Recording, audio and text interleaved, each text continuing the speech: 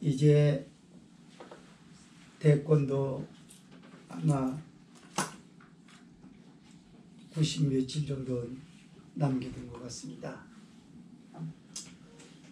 이 시점에서 각기 사람들이 가지고 있는 정치적 성향을 보면 우리가 보다시피 내 편, 네 편, 편가르식의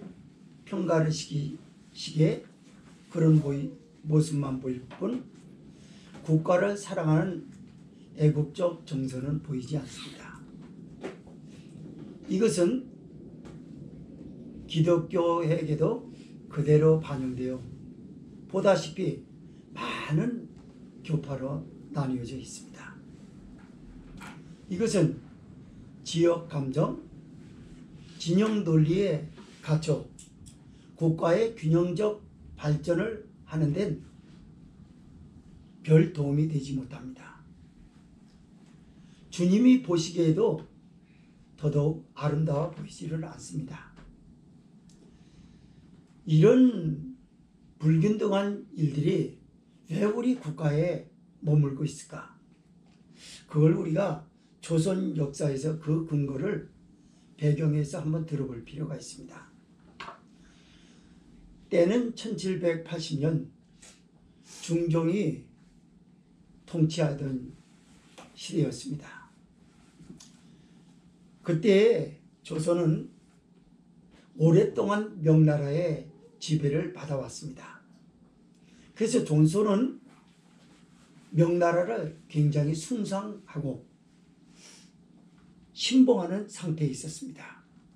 그런데 현실은 청나라가 지배하고 있었거든요. 그래서 중종 때는 청나라 지배 체제 아래 있었던 것입니다. 그런데 백성들은 궁궐에서 심어준 잘못된 인식으로 인해서 청나라는 오랑캐고 여전히 명나라는 우리가 숭상해야 할 그런 신봉할 수 있는 나라라고 믿었던 거예요. 어떻게 그렇게 터무니없는 생각을 할 수 있을까요? 이게 진영 논리에 갇혀 있는 것 때문에 그런 것입니다. 중종이 외교 사절단을 청나라의 왕의 생일날 파견하기로 했습니다. 그러다가 매년 때가 되면은 지는 해가 있고 떠오르는 별이 있어요. 그래서 해외 사절단 중에서 그들을 총 진두지휘할 사절단의 대표로서 누구를 세울까 하다가 연암 박지원을 세웠습니다. 연암 박지원은 처음 지금 경험을 하는 겁니다. 드디어 말을 타고 청나라를 향해서 갑니다. 근데 말을 타고 가면서 원로들이 지금까지 외교 전략을 경험한 토대로 이야기를 서로 나누는 것을 연암 박지원이 가만히 듣고 있어요. 그러다 이걸 꼼꼼하게 종이로 적습니다. 이걸 오늘날 우리는 견문록, 열하서책이라고 합니다. 이윽고 시간이 다 돼서 그 거대한 땅 청나라를 밟았습니다. 드넓은 땅에 명승고지를 보자 사절단들이 흥분을 감추지 못하고 소리를 지릅니다. 야, 참 대단하다. 조그만 울타리에 있던 조선에 있다가 이 드넓은 땅에 또 이렇게 밟아보니 또 새로운 것 같다. 마치 중국의 그 자금성, 오늘날로 말하자면 천안문, 만리장성 이런 걸 보면서 감탄하는 것처럼 흥분을 감추지 못해요. 그러나 연암 박지원은 아무 것도 보이지 않습니다. 그러다가 얼마 전 가다가 연암 박지원이 눈에 들어오는 게 있었어요. 첫 번째 사절단들이 흥분했던 그런 것보다 이 흥분은 냉철하고 깊었어요. 말을 멈추게 합니다. 잠시 멈춥시다. 말을 멈추고 뭔가를 쳐다보는 거예요. 연암 박지원의 시선을 잡은 건 뭘까요? 쌓아놓은 말똥이었어요. 그리고 깨진 기와장을 보고 감탄을 한 겁니다. 뭐 때문에 그랬을까? 저 말똥을 재활용하여 농산물에 큰 수확을 할 수 있는 거름이 되고, 그리고 조선에 보다시피 땔감도 부족한데 땔감으로 사용하고, 깨진 기와장은 궁궐의 외교 사절단들이 드나들 때 황토흙으로 깔렸던 조선의 질퍽거리는 땅에 발이 빠지지 않도록 깨진 기와장을 내놓고 길을 만들어주고, 상인들이 오가는 신장로와 시장과 포구에 이런 것들을 깔면 국가를 발전하는데 꽤 도움이 되겠다라고 하여 연안 박지원을 통해 가지고 중흥의 역사의 기틀을 마련하는 것이 바로 조선 역사입니다. 오늘 본서는요, 바울이 베드로를 꾸짖는 말씀입니다. 바울하고 베드로하고는 나이 차이가 상당히 많아요. 20살 차이가 넘습니다. 그런데 이 젊은 머리에 피가 안 마른 베드로가 사울이 베드로를 꾸짖는 것이에요. 어떻게 꾸짖는 것일까? 본서의 배경은 이렇습니다. 안디옥에 있었을 당시인데요. 안디옥 교회는 이방인의 교회라고 부릅니다. 그런데 예수님을 구주로 영접한 안디옥이 정말로 성령에 감동되어서 교제가 유대인과 이방인을 가리지 않는 감동적인 일들을 연출했다는 게 바로 시몬 베드로에게 알려진 거예요. 베드로도 선교차 안디옥 땅을 밟습니다. 안디옥 땅을 밟아가지고 이방인들하고 함께 식사도 하고 아주 아름다운 시간을 보냈어요. 그런데 예루살렘에서 야고보에게서 보낸, 그 당시 수장이 야고보였거든요. 야고보에게서 보낸 어떤 무리들이, 어떤 이들이라고 그러죠, 성경에서 오늘은. 그 할례 받은 사람들이 오자 베드로가 그 소식을 듣고 이방인하고 함께 식사하다가 안 한 것처럼 딱 시치미를 뜯다고 물러서 있는 거예요. 바울 사도가 그걸 지켜보다가 가서 책망을 합니다. 어찌 당신이 영적인 어른으로서 대선배로서 예수 그리스도를 영접하여 모든 사람들이 그리스도와 함께 하나 된다고 하는 사실을 보여줘야 할 선생이 어찌 그렇게 할례 받은 사람 눈치만 보고 그렇게 하느냐 하면서 책망을 해요. 만약에 당신처럼 이렇게 한 무례함 때문에 예수 그리스도를 신실하게 구주로 영접하여 성령을 쫓아 행하던 사람들이 할례 받은 사람의 눈치나 보고 이방인과 함께 하지 않았다는 것으로 하나님의 백성이 아니라라고 오해를 일으키면 어떻게 할 것이냐. 여보시오, 사람이 의롭게 되는 것은 율법의 행위로 나는 것이 아닙니다. 예수 그리스도를 믿음으로 말미암아 의로워진다고 하는 사실을 우리는 믿고 배웠습니다. 그래서 율법의 행위로서 누구든지 의롭게 되고자 하는 자는 실패자라고 말해요. 그러니까 율법의 행위로서는 의롭게 될 육체가 없다는 말씀이죠. 그러면서 내가 만약에 당신처럼 그렇게 행하면은 예수님을 신실하게 믿고 성령을 쫓다가도 그거 하나 이방인과 구별해 하지 못했다라고 하는 외형적으로 나타나는 그 일 때문에 예수 그리스도가 그럼 죄 짓는 사람으로 취급을 받을 거냐? 결코 그럴 수 없다. 내가 율법으로 말미암아 율법을 향하여 죽은 사람이다. 다메섹 도상에서 예수님을 만난 걸 말해요. 그런데 그 다시 헐어버렸던 것을 다시 세우랴? 그럼 내가 내 스스로 범법한 자로 만드는 것이 아니겠냐? 라고 말씀을 해요. 이런 배경과 내용을 통해서 말씀을 두 가지로 나눠서 보겠습니다. 첫째로 11절에서 15절은 대선배 게바의 외식을 면책할 수밖에 없었던 바울 사도의 고백이고요.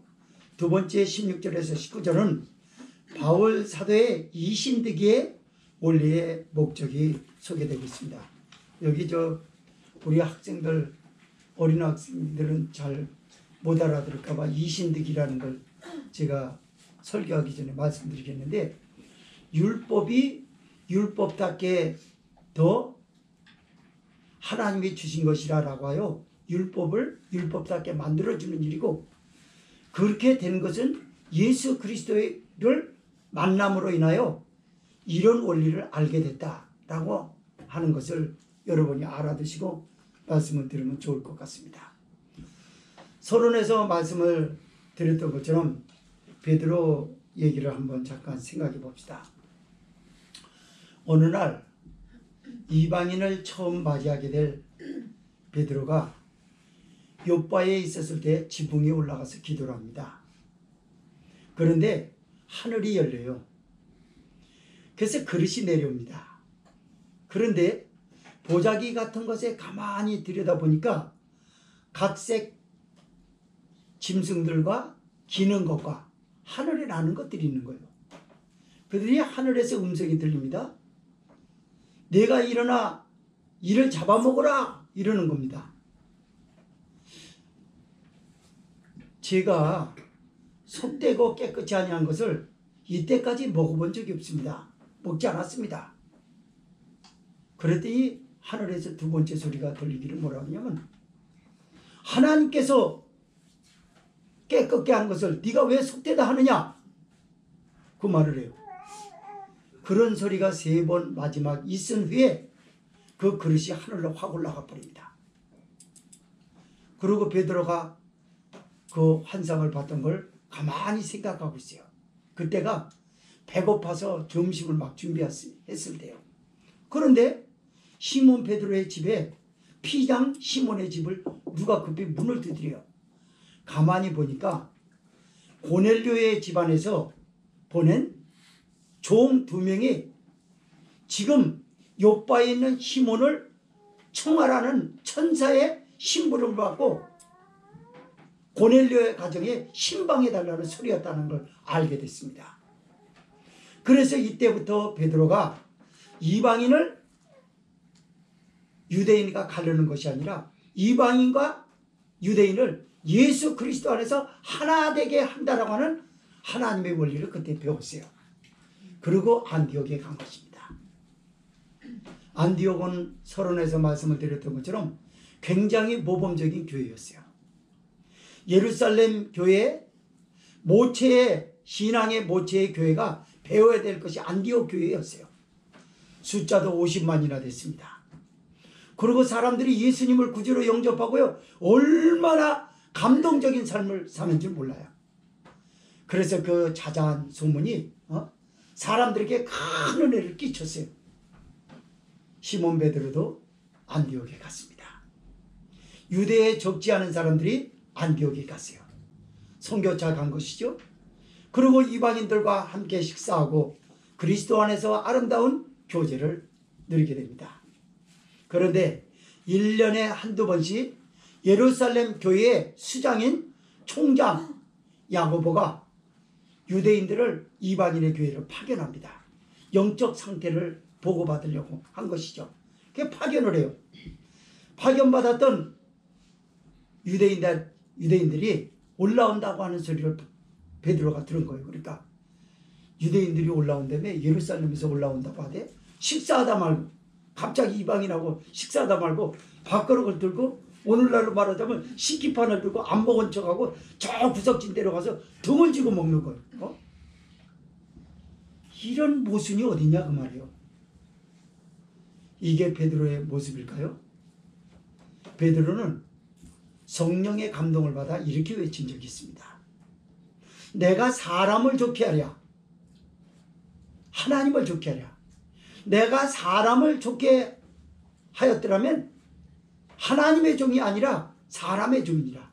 그러나 나는 하나님을 기쁘시게 하는 하나님의 종이라. 교권주의자 앞에도 대담하게 이랬던 베드로가 어떻게 이렇게 변질되었냐고 말해요. 문제는요, 뭐 때문에 그랬을까요? 유대인들 앞에 덕을 좀 보여야 되지 않겠냐라고 하는 자기 체면이 이런 일을 발생하게 한 것입니다. 성도 여러분, 오늘날 이런 모습은요, 우리 기독교계에서도 많이 봅니다. 예수님을 기준으로 하여 신앙을 살펴보고 경건이라고 하는 걸 구별해야 될 교회가 언제부턴가 예수님을 기준으로 하여 성령을 쫓는 사람이 아닌 교파가 다르다, 그리고 이방인과 달리해야 된다라고 하는 어떤 외식적인 것을 가지고 경건한 사람이다, 교회 같다, 성도 같다라고 이렇게 편파적인 일들을 하는 거예요. 이래서 교회는 내 편이 된 거예요. 감리교가 감리교리를 잘 지키면 장로교리를 때로는 지켜서 하나님의 영광을 돌리고 그게 그리스도의 사람이라고 하는 사실을 보여줄 때 가서 감리교리를 지켰다라고 하는 거에 대해서 만족한다면 그 사람은 크게 잘못된 거예요. 마찬가지로 장로교회도 마찬가지고 순복음교회도 침례교도 성결교도 마찬가지예요. 그런데 이때까지 지금도 그런 진영 논리에 갇혀버린 거예요. 우리는 성결교회예요. 우리는 침례교회예요. 우리는 감리교입니다. 우리는 장로교회예요. 오순절 계통의 교회예요. 이렇게 됐다고요, 지금 교회가. 코로나19가 다가온 문제는 뭐였을까요? 여러 가지가 있을 거예요. 그러나 놀랍게도 최고이신 우리 주님을 기준으로 하여 성령을 쫓는 성도의 그 내면의 아름다움, 영적인 아름다운 모습에 사람들이 감동하는 것이 아니라 외식적인 것에 대해서 사람들이 감동을 받고 있어요. 아, 저 사람은 찬송을 참 잘해.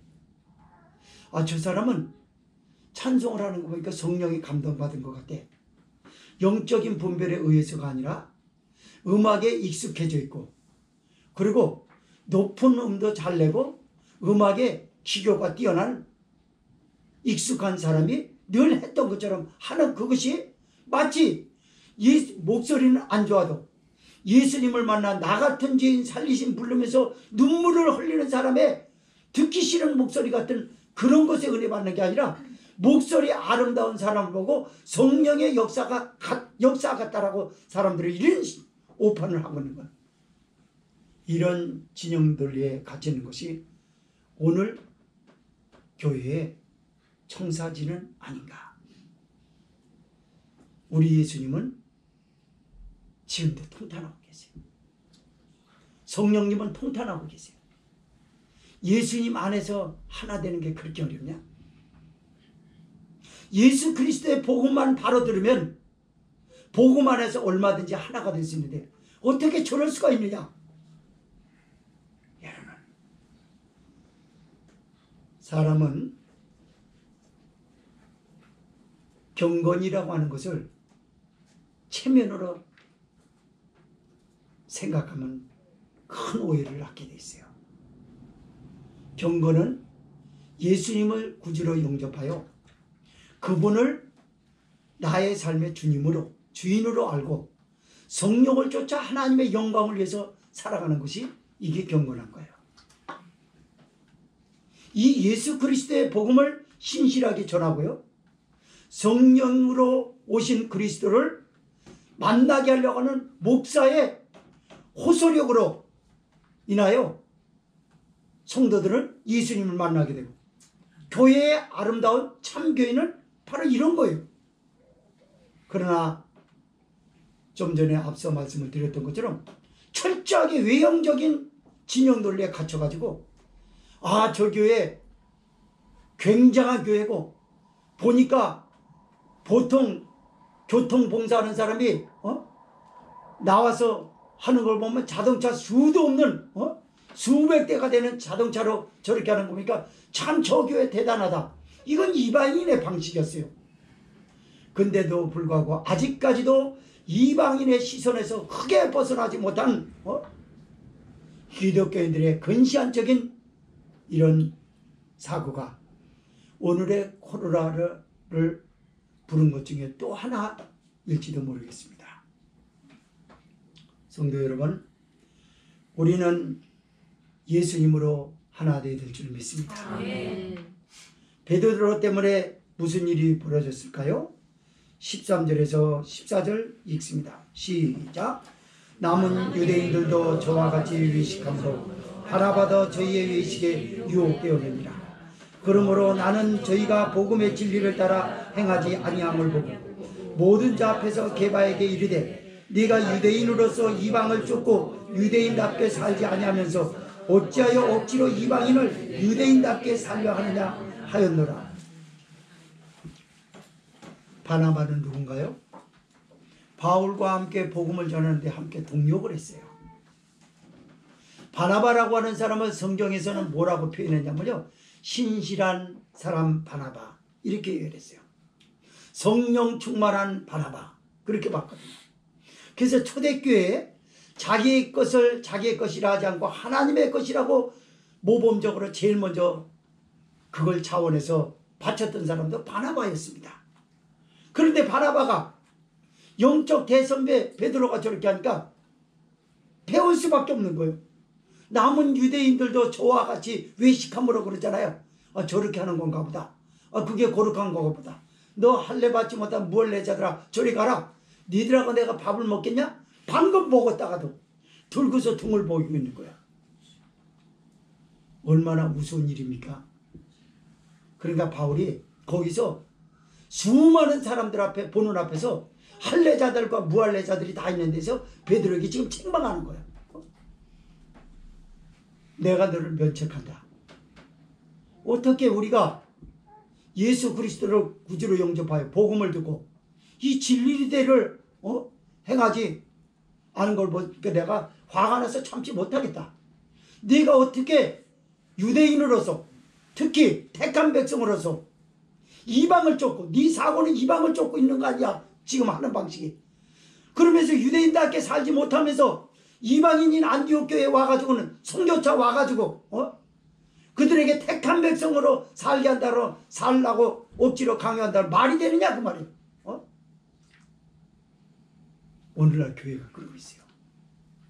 성도는 잘 안 그러는데 목사가 그런다고요. 성도들은 많이 그러진 않아요. 목사가 그래요.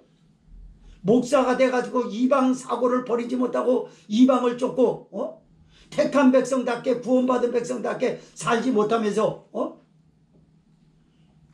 이방의 사고에서 완전히 벗어나지 못한 초신자를 가지고 택한 백성처럼 살게 하라고 억지로 강요한다 그러면 그거에 앞뒤가 맞겠냐 그 말이에요.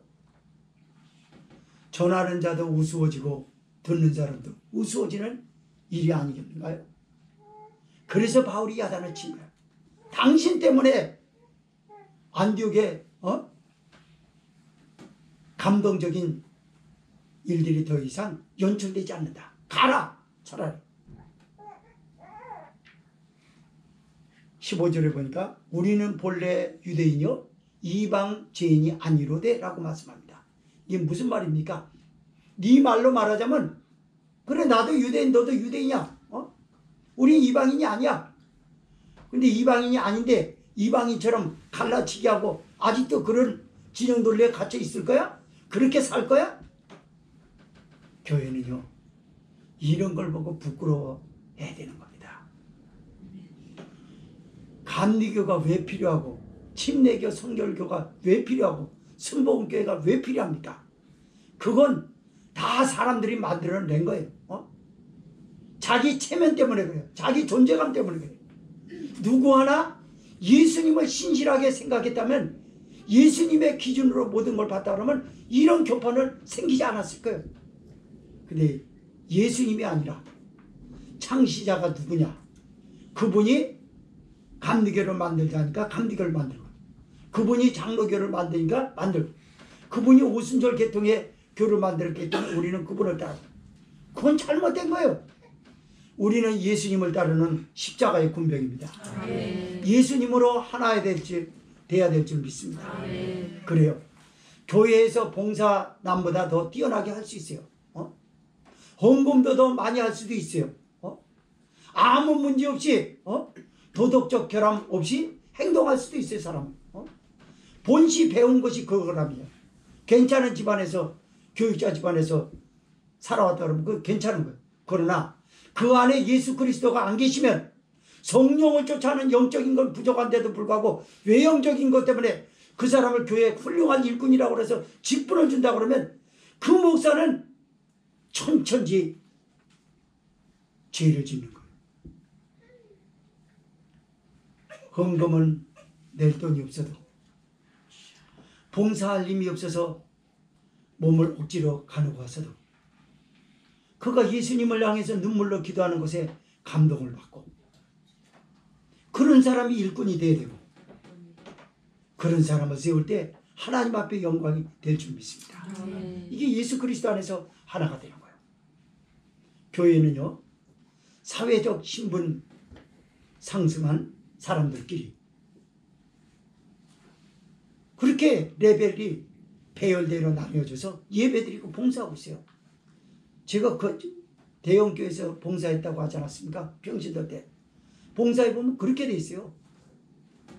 대학 출신들은 다 거기, 대학도 다 같은 대학이 아니에요. 스카이대 출신의 사람들 따로 있고 따로 모여요. 그리고 모여도 항상 그들하고만 얘기를 해. 다른 사람하고 안 해요. 그러니까 그리스도의 몸이 아니잖아요. 그게. 그게 뭡니까? 자기 체면 때문에 만들어진 일 아닙니까? 그래서 그리스도의 몸을 하나 된 몸을 갈기갈기 찢어놔서 되겠냐고 말해요. 사랑하는 성도 여러분, 여러분은 그런 진영 논리에 갇히지 않기를 바랍니다. 예수님을 기준으로 인하여 하나가 됩시다. 두 번째 바울의 이신득의 원리의 목적에 대한 말씀을 봅니다. 16절에서 19절 읽겠습니다. 시작. 사람이 의롭게 되는 것은 율법에 의해서 난 것이 아니요 오직 예수 그리스도를 믿음으로 말미암은 줄 아는고로 우리도 그리스도 예수를 믿나니 이는 우리가 율법의 행위에서 아니고 그리스도를 믿음으로써 의롭다함을 얻으려 함이라. 율법의 행위로서는 의롭다함을 얻을 육체가 없느니라. 만일 우리가 그리스도 안에서 의롭게 되려 하다가 죄인으로 나타나면 그리스도께서 죄를 짓게 하는 자냐? 결코 그럴 수 없느니라. 만일 내가 헐었던 것을 다시 세우면 내가 나를 범법한 자로 만드는 것이라. 내가 율법으로 말미암아 율법을 향하여 죽었나니 이는 하나님을 향하여 살려 함이니라. 아멘. 크게 아멘 하십니다. 그러니까 내가 저 교파하고 달리했다라는 데 대해서 잘했다는 생각을 들어요. 사람이. 난 감리교인처럼 살지 않아서 참 감사하다. 장로교회 다닌다고 하는 걸 감사하다. 오순절 계통의 교회 다니는 걸 감사하다. 그런 진영 논리에 빠지다 보니까 그 사람 교회는 다른 교회 목사는 목사가 아닌 거예요. 그리고 잘못된 사고가 일어나면 그의 선입견에 뭐가 자리 잡고 있을까요? 장로교 목사들일 거야. 아니 사이비 목사들일 거야. 아니야, 저 감리교 목사들이 많이 그러더라고. 침례교 목사, 성결교 목사가 그러더라고. 오순절 계통의 목사들이 그런 걸 많이 봤거든, 신문에서도. 예를 들자면 그러고 있다니까요. 이게 뭔가요? 그 사람은 그리스도와 아무 상관이 없는 사람이에요. 그건 구원받은 백성의 식견이 아닙니다, 여러분. 구원받은 백성이요, 사람을 차별하지 않기 바랍니다. 내가 이 사람하고는 말하고 싶고 저 사람하고는 말하고 싶지 않고 그럴 수 있어요. 나의 성향 맞지 않는 사람이 있어요. 점잖은 사람이 분수하고 말하고 싶겠습니까? 말하기 싫죠, 그거나. 그러나 그리스도의 몸을 하나 되게 해서 교제를 해줘야 될 의무가 그에게 있어요. 그래서 분수를 하고 할지라도 듣고 있는 거예요. 말하지 않으면 되는 거죠. 듣고만 있으면 될 거 아니에요. 점잖은 사람이라 듣는 인내심은 있을 거 아니에요. 1시간이고 2시간이고 계속 퍼대라 그냥 듣고 있을게. 그래도 또 아무 말도 안 하면요 분수도요 조금 찔리긴 하겠죠. 한마디도 안 하는 걸 보니까 듣기 싫은가 보다. 아니면 졸고 있던가 조금. 이런 그런 데 가서 계속 얘기하려죠. 성도 여러분, 교제는 아름답습니다. 예수님 때문에 아름다워요. 우리가 예수님을 구주로 영접할 때 어떻게 영접했나요? 내가 아는 상식대로 영접했나요? 내가 가지고 있는 지식대로 영접했나요? 내가 가졌던 나름대로의 도덕적 의의로서 예수님을 영접했나요? 아니요. 순전히 성령께서 용기를 주사 예수님을 구주로 영접했습니다. 하나님을 내 아버지로 고백하라고 성령이 자꾸 용기를 주고 힘을 줘서 고백한 줄 믿으시기 바랍니다. 그래서 바울이 강타를 친 거예요. 야, 사람이 의롭게 되는 것은 예수 그리스도를 믿음으로 말미암은 줄을 아는 거로 우리가 그리스도 예수를 믿나니 이는 율법의 행위가 아니고 그리스도 예수를 믿음으로 의롭다 하려 함이라. 맞습니다. 율법의 행위로서는 의로워질 육체가 없다라고 고백하지 않습니까? 이건 뭘 말하냐면요. 다메섹 도상에서 예수님을 만나기 전에 바울 사도를 얘기하는 거예요. 바울이 율법의 대제사장의 공문을 받아가지고 예수 그리스도를 믿는 사람을 잡아다가 포박하고 결박을 해서 예루살렘 공회에 넘겨주는 일을 했다니까요. 그 율법이에요. 자기는 바리새파라고도 표현하지 않습니까? 히브리 사람이 그 베냐민 지파라고 자랑스럽게 얘기하잖아요. 그 율법의 행위가 예수님을 구주로 영접한 사람을 다 갖다 예루살렘 회의에 회부했다니까요. 그 일밖에 못했다니까요. 그거는 옳은 게 아니잖아. 그래서 율법을 곡해하고 있는 사울을 만나주려고 예수님께서 다메섹 도상에 나타난 거예요. 해보다 강한 빛이 비추고 하늘에서 비추니까 바울이 그걸 쳐다보고 눈이 멀어서 땅에 떨어지지 않습니까? 주여 니시오니까 평범한 분은 아닌 것 같고 갑자기 자기 눈이 멀어버리니까 얼마나 무섭겠어요. 주여 니시니까 사울아 사울아 네가 어찌하여 나를 핍박하느냐. 예수님 그러잖아요. 그때서 예수 그리스도가 하나님이라는 사실을 알았어요. 그러면서 자리에서 일어나 아나니아 집사에게로 가라고 예수님이 가르쳐주지 않습니까? 맞습니다 여러분. 그래서 율법이 나중에 여기 고백하는데 율법으로 말미암아 율법을 향하여 내가 죽었나니라고 얘기합니다. 율법은요 뭘 하냐면요 사람의 정욕을 죽이는 일을 해요. 사람의 체면을 죽이는 게 율법인 줄 믿으시기 바랍니다. 율법이 요구하는 건 뭔 줄 알아요? 초등학문이라고도 합니다. 고대에 바벨론 포로 때에 무슨 일이 있었냐면요. 히브리들이 아주 명석한 두뇌를 가졌지 않습니까? 그러니까 교사가 가정교사가 필요했어요. 그래서 가정교사로서 유대인 중에 귀빈 출신의 아들들 그런 명석한 두뇌를 가진 사람을 뽑아서 가정교사를 썼습니다. 감탄할 정도로 잘 가르칩니다. 대단히 잘 가르쳐요. 그러나 가르쳤다고 해도 가정교사는 여전히 포로민이에요. 자국민이 될 수가 없어요. 또 주인이 될 수가 없어요. 주인의 종이 될 뿐이에요. 종의 자리로 가리키는 것만 해당되는 거예요. 그리고 자기의 자리에서는 뭐 종의 자리에 서야 합니다. 다스림을 받아야 돼. 자기를 가리켰던 주인의 아들에게 다스림을 받을 수밖에 없는 거예요. 율법은 초등학문으로서 모든 사람을 예수 그리스도에게 보내주는 줄 믿으시기 바랍니다. 그 역할만 하는 거예요. 그리고 빠지는 겁니다. 율법은. 왜요? 율법이 본시 가리키고 싶어 했던 것은 예수 그리스도를 가리키려고 했던 거예요. 예수 그리스도는 하나님이시다. 하나님이 세상을 이처럼 사랑하사 독생자를 주셨으니 이는 저를 믿는 자마다 멸망치 않게 하려 하심이니라 라고 한 것처럼 하나님께서 이 아담으로 인하여 죄를 전가받은 모든 죄인들을 불쌍히 여기사 그를 사랑하시고 구원하시려고 자기 독생자를 이 땅에 보내사 십자가에 못 박혀 죽게 하신 줄 믿으시기 바랍니다. 아멘. 율법의 역할이 그거예요. 제가 가끔가다 말씀드리잖아요. 병원에 가면 뭐 합니까? 제일 먼저 가서 엑스레이를 찍어요. 그러면 엑스레이가 다 치료하든가 가만히 있는데 AI가 돼가지고 엑스레이가 알아서 다 치료하든가요? 아니, 엑스레이 역할은 그것뿐이에요. 암 환자다, 기관지염이다, 역류성 식도염이다, 그거 가르쳐줘요. 엑스레이는. 그러면 엑스레이 역할은 거기까지예요. 그럼 의사가 이런 거였구나, 그러면서 치료하는 거거든요. 맞습니다. 율법으로서는 의로워질 육체가 없는 줄 믿으시기 바랍니다. 그러니까 유대인들이 얼마나 어리석으냐 그 말이에요. 율법의 행위로서 의로워지려고 하니까 그게 얼만큼 어리석은 것입니까?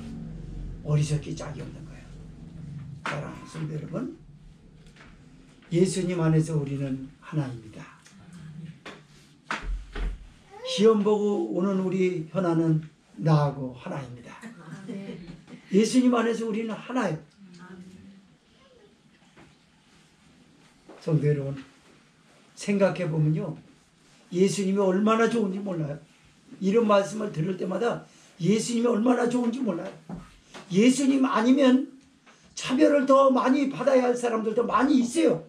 근데 예수님 때문에 차별을 받지 않도록 하나님이 세우셨으니 하나님 앞에 감사 박수 올리시기 바랍니다.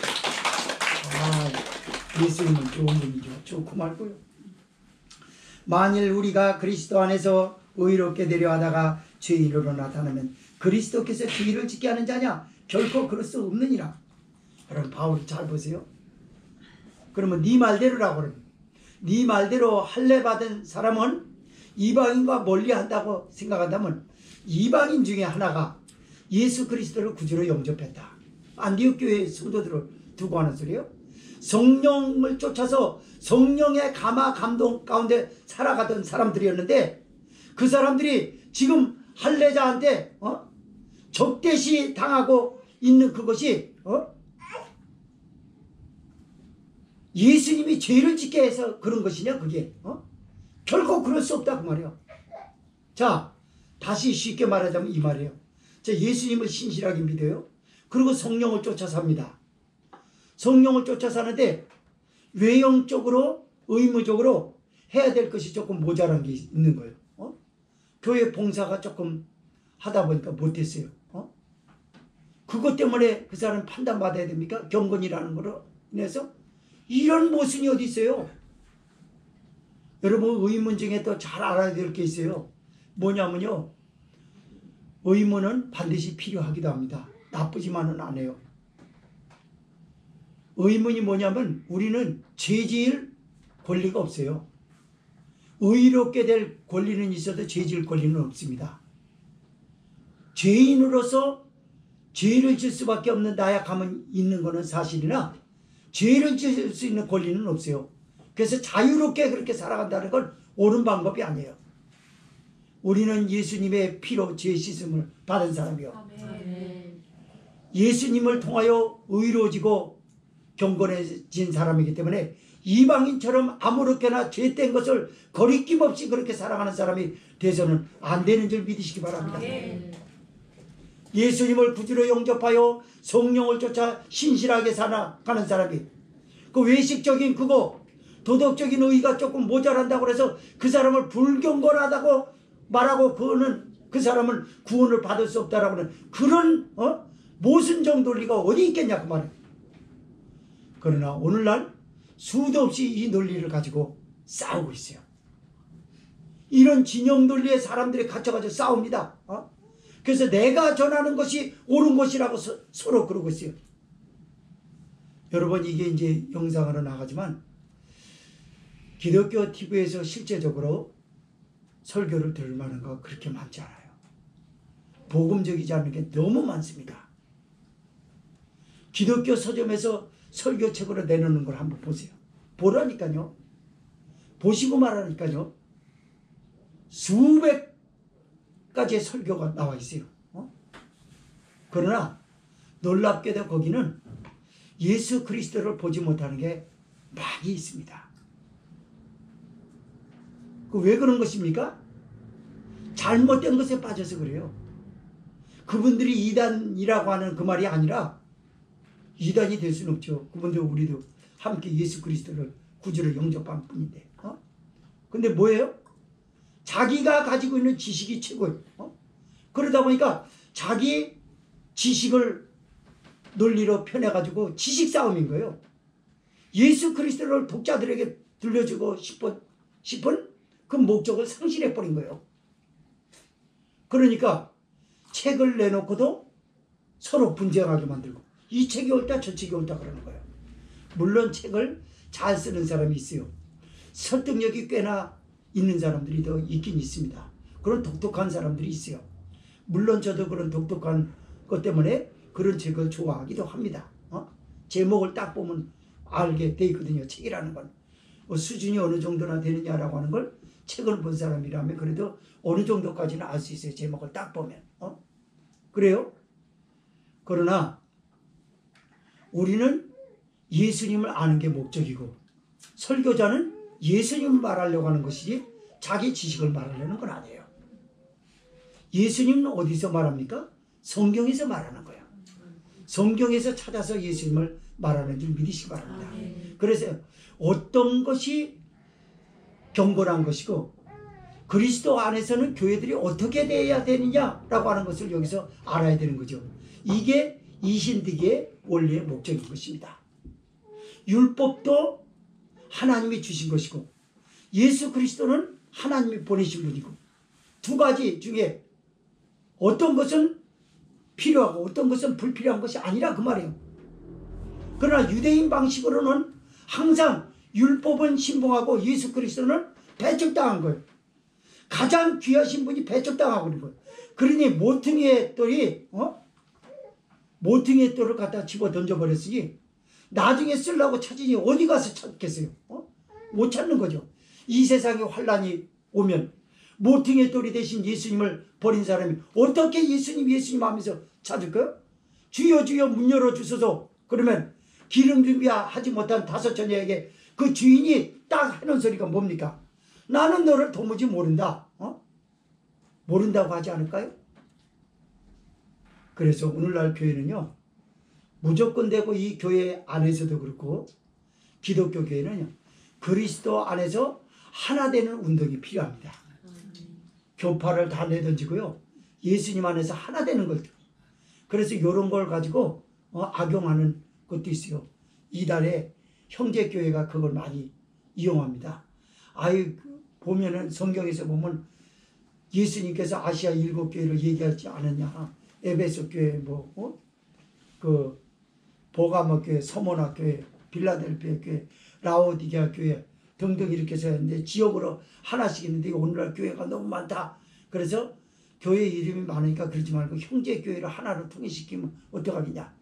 그런 수작을 부리는 거거든요. 그건 이단입니다. 그건 아니더라도 교파의 간판이 어수선히 내려졌으면 좋겠습니다. 교파마다 특성은 있어요. 그러나 그게 내려져야 돼요.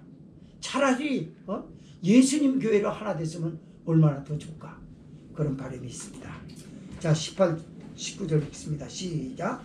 만일 내가 헐었던 것을 다시 세우면 내가 나를 범법한 자로 만드는 것이야.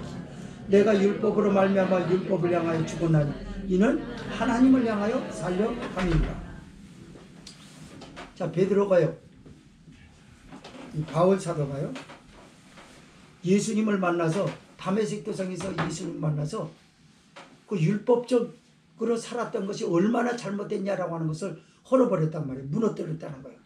근데 당신이 대선배로 저 유대인들이 따라 행하는 것처럼 내가 헐었던 것을 다시 세우면 내가 지금 하고 있는 게 나를 범법한 자로 만드는 것 외에 무엇이 있겠냐 그 말이에요. 나는 율법을 향하여 율법으로 말미암아 율법을 향하여 죽었나니라고 하는 거예요. 이는 하나님을 향하여 살려 함이니라라고 합니다. 하나님을 향하여 산다라는 거예요. 이게 무슨 말입니까? 하나님을 향하여 산다는 게 뭐예요? 하나님이 율법을 주신 목적을 지금 알고 있는 거예요. 율법의 목적은 예수님 아닙니까? 그래서 예수님 안에서 하나 되어야 되는 놀라운 이전의 일들이 예루살렘 교회에서 야고보에게서 온 할례자들을 통하여 그 체면 때문에 이런 일을 한다 그러면 이게 얼마나 우스운 일이냐. 누구를 위해서 당신들은 존재하고 누구를 위해서 사는 것이냐 라는 것입니다. 율법은요 사람을 죽이는 역할을 합니다. 율법에서 의로워질 육체는 그 누구도 없어요. 율법을 법정마다 생각나는 건 죄밖에 없어요. 계속해서 나는 죄인이다 그리고 멸망받아 마땅하다라는 것 외에는 율법에서 다른 걸 찾을 길이 없어요. 그래서 우리에게 필요한 건 영혼의 치료자이신 예수님이 필요합니다. 하나님이 이 치료자 예수님 만나서 하나님 앞으로 오라고 하신 것이기 때문에 우리에게 필요한 건 예수님이에요. 그래서 율법은 필요한 예수님을 성도들에게 공개한 줄 믿으시기 바랍니다. 그래서 당연히 사울이 베드로 영적 대선배인 베드로를 책망한 건 그리스도에서 너나 나나 하나이지 왜 나뉘려고 하느냐 라고 한 것으로 볼 수 있습니다. 사랑하는 성도 여러분, 우리 교회도 마찬가지로 각 개인의 영적 성향이 조금 다를 수 있어요. 이 사람은 열정적이고 이 사람은 덜하고 이 사람은 침착하고 이 사람은 까불고 그렇게 다를 수 있어요. 그러나 예수님 안에서 저 사람은 열등하고 나는 우월하고 그런 건 없어요. 예수님 안에서 우리는 다 구원받아야 할 하나님의 백성임으로 인해서 우리는 그리스도의 몸 안에 있는 하나이라는 사실을 아시기를 주의 이름으로 부탁을 드립니다. 동성으로 기도하겠습니다.